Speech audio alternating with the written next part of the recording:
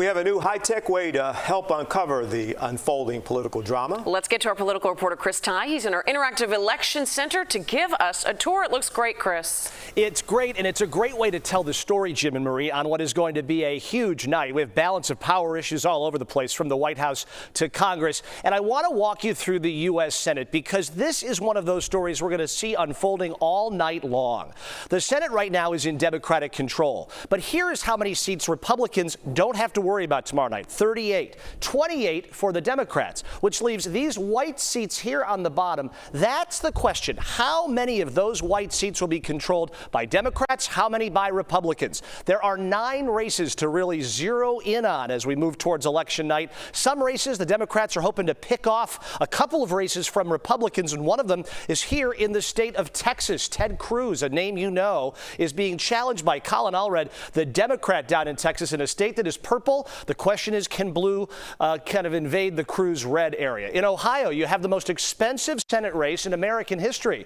Businessman Bernie Moreno, the car dealer, trying to unseat Sherrod Brown, the incumbent there. And then in Wisconsin, our friends to our north know this story very well. They see the ads. Tammy Baldwin, the incumbent Democrat, trying to hold off Eric Hovde, a self-funded Republican. So that is what we're dealing with on the Senate side of things. Jim and Marie, I also want to show you one piece of technology that we think is really going to tell this story effectively as we open up our rotunda camera here.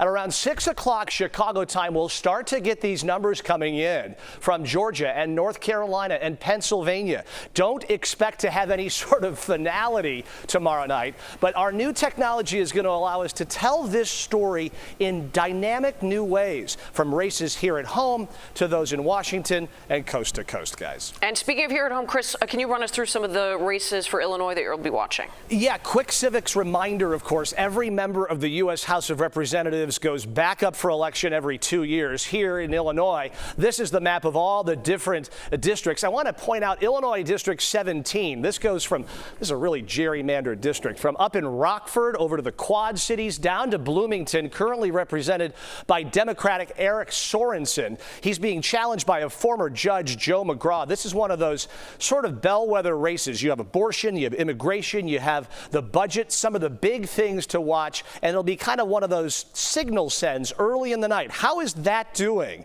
And that may give us a sense of where the rest of the country is coming in on election night 2024. Jim and Marie. Well, it all looks great, and it is so helpful to see those districts, isn't it, with that mapping system? Quite a presentation. Yeah, we look forward to you walking us through it. Thank you so much, Chris.